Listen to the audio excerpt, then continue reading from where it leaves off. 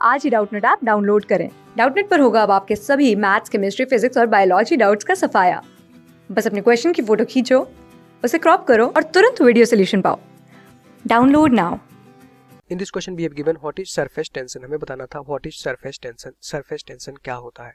हमें पता है कि जो सरफेस टेंशन होता है वो लिक्विड पे एक्ट करता है, ठीक, लिक्विड के आउटर सरफेस पे, ठीक। तो यहाँ से हम कह सकते हैं, इस तरह से मान लेते हैं हमारे पास कोई एक कंटेनर था जिसमें अभी लिक्विड फिल किया गया था। तो इस तरह से लिक्विड अगर हम फिल कर दें और ये हमारा क्या था, उसका आउटर सरफेस था जिसमें लिक्विड फिल किया गया था, ये हमारा आउटर सरफेस था, कुछ इस तरह से बनेगा, ठीक। अब आप यहाँ पे देखो, इसमें क्या है, पूरी तरह से लिक्विड हमारा फिल किया गया है, ये हमारा उसका आउटर सरफेस था और इस पूरे कंटेनर में लिक्विड हमारा फिल किया गया है। क्लियर हो गया?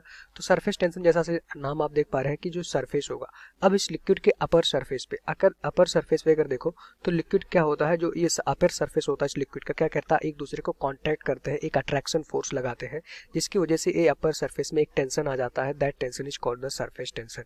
कैसे होता है भाई, इसको एक्चुअली हम समझना चाहें तो कुछ इस तरह से हो रहा होगा। अगर हम मान लेते 2 पॉइंट ले लेते, इसके अंदर एक लिक्विड के अंदर एक पॉइंट लिया और एक हमारा कहाँ है, लिक्विड के सरफेस पे, एक लिक्विड के सरफेस पे एक हमारा पॉइंट है। क्लियर हो गया? अगर इसको आप देखो, इसका 1D डायग्राम देखो, 2D डायग्राम, ये तो हमारा 3D डायग्राम था। अगर यहाँ पे देखो तो जो सरफेस होगा उसका अगर आप फ्रंट व्यू देखोगे तो आपको क्या दिखेगा, एक स्ट्रेट लाइन दिखेगा इस तरह से, ठीक। ये हमारा आउटर सरफेस हो गया।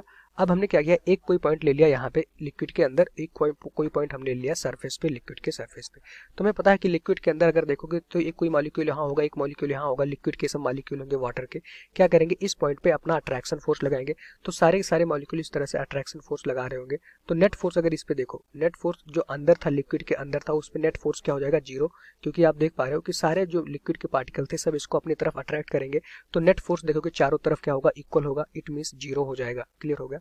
लेकिन यहीं से इंपॉर्टेंट बात आ गया, अगर कोई पॉइंट हमारा लिक्विड के अंदर होगा तो उस पर जो भी नेट फोर्स होगा 0।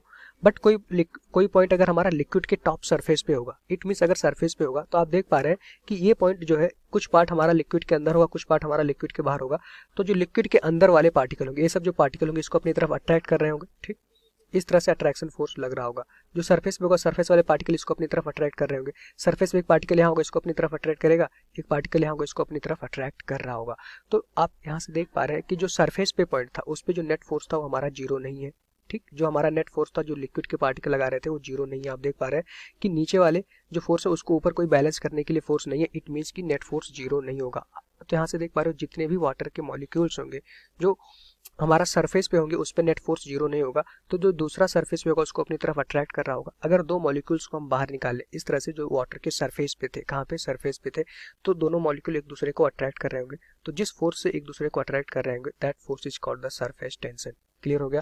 इसी को हम सरफेस टेंशन कहते हैं।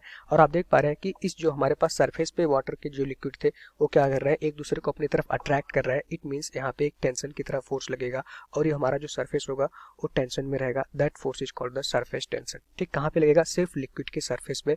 लिक्विड के अंदर कोई पॉइंट होगा तो वहाँ पे देखोगे नेट फोर्स तो हमारा हो जाएगा 0। ठीक, तो यहाँ से हम मान लेते हैं हमारे पास कोई एक, यहाँ पे हमने लिक्विड के सरफेस पे एक कोई L लेंथ की रॉड हमने रख दी। ठीक, इस तरह से हमने एक L लेंथ की रॉड रख दिया। तो इस लेंथ पे जितने भी पॉइंट होंगे, ठीक, उस पे यहाँ के लिक्विड के सारे पार्टिकल अपनी तरफ इसको अट्रैक्ट कर रहे होंगे। जो इस लेंथ की इस साइड होंगे, इस साइड होंगे जितने भी पार्टिकल, इसको अपनी तरफ अट्रैक्ट कर रहे होंगे। ठीक, इस तरह से एक, लेट से हमने कहा टोटल जो मॉलिक्यूल से F फोर्स से अट्रैक्ट कर रहे थे, टोटल फोर्स कितना लगा है, F। तो देखो लिक्विड के दूसरे साइड यहाँ पर भी तो लिक्विड के पार्टिकल है, वो भी इस रॉड को अपनी तरफ अट्रैक्ट कर रहे होंगे। ठीक, और हमने कहा कि ये जो रॉड की लेंथ है कितनी है, L है। तो यहाँ से हम मैग्नीट्यूड फोर्स फाइंड आउट करना चाह रहे हैं। तो यहाँ से देखोगे कि जितना ज़्यादा लेंथ होगा, जितना ज़्यादा रॉड का लेंथ होगा उतना ही तो फोर्स लगेगा, उतना ही ज़्यादा हमारे पास इस जो लिक्विड लेंथ पे जो लिक्विड के पार्टिकल होंगे वो अट्रैक्ट कर रहे होंगे एक दूसरे को। ठीक, तो यहाँ से हम कह सकते हैं कि जो हमारे पास है force is directly proportional to length. हमने क्या कहा कि हमारे पास जो रॉड की लेंथ थी उस पे जो भी हमारे पास लिक्विड के पार्टिकल थे, उस पार्टिकल को दूसरा लिक्विड का पार्टिकल अपनी तरफ अट्रैक्ट कर रहा होगा। अब जितनी लंबी रॉड होगी तो उस रॉड पे ज़्यादा से ज़्यादा हमारे पास लिक्विड के पार्टिकल होंगे। इट में जितनी लंबी रॉड होगी तो लिक्विड के पार्टिकल उसको ज़्यादा से ज़्यादा अट्रैक्ट कर रहे होंगे, जो दूसरे लिक्विड के पार्टिकल थे सरफेस पे। ठीक, क्योंकि हमने क्या देखा, सरफेस पे जितने भी लिक्विड थे एक दूसरे को अपनी तरफ अट्रैक्ट कर रहे थे। क्लियर हो गया? तो यहाँ से कहूँगे force is directly proportional to the length. अगर प्रोपोर्शनलिटी कांस्टेंट हटाओगे तो फोर्स इक्वल्स टू क्या आ जाता है हमारे पास, T इंटू L। और T क्या होता है हमारे पास, सरफेस टेंशन, या फिर इसको S भी लिखा जाता है। तो यहाँ से हमारा क्या होता है, सरफेस टेंशन इसको बोलते हैं। क्लियर हो गया? तो ये सरफेस टेंशन करने का ये मैग्नीट्यूड हो गया जिसको हम बोलते हैं फोर्स, या फिर इसको ऐसे भी लिखते हैं कि सरफेस टेंशन S या T इसको लिख सकते हैं equals to force per unit length. ठीक, यहाँ से एक डिफिनेशन आ गई सरफेस टेंशन की।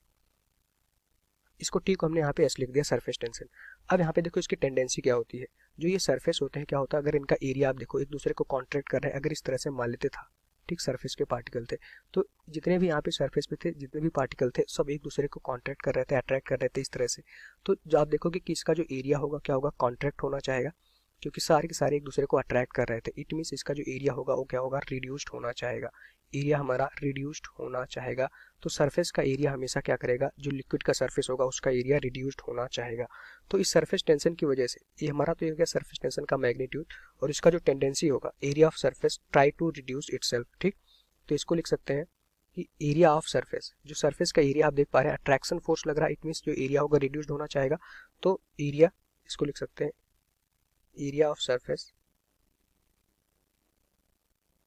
Try to reduce itself. ठीक, अच्छा, यहाँ पे एक चीज़ और होती है, यहाँ पे हम पढ़ते हैं cohesive force and adhesive force. तो कोहेसिव फोर्स क्या होता है, अगर हम कोहेसिव फोर्स की बात करें तो कोहेसिव फोर्स क्या होता है, सेम मॉलिक्यूल्स के बीच में लगते हैं, सेम मॉलिक्यूल्स के। अब यहाँ पे कौन सा फोर्स होगा, तो यहाँ पे हम देखेंगे हमारे पास क्या लग रहा होगा, कोहेसिव फोर्स लग रहा होगा। क्यों, क्योंकि आप देखोगे मॉलिक्यूल्स किसके हैं, वाटर के मॉलिक्यूल्स ही हैं, तो सेम मॉलिक्यूल्स के बीच में फोर्स लग रहा है। इट मीन्स ये कौन सा फोर्स होगा, जो सरफेस टेंशन होता है, कोहेसिव फोर्स होता है। क्लियर हो गया। तो इस तरह से सारी चीज़ें सरफेस टेंशन के बारे में हमने देखा। Thank you. क्लास 6 से 12 से लेके नीट, IIT, जेई मेंस और एडवांस के लेवल तक 10 मिलियन से ज़्यादा स्टूडेंट्स का भरोसा। आज ही डाउनलोड करें डाउटनेट ऐप या व्हाट्सएप कीजिए अपने डाउट्स 8400 400 400 पर।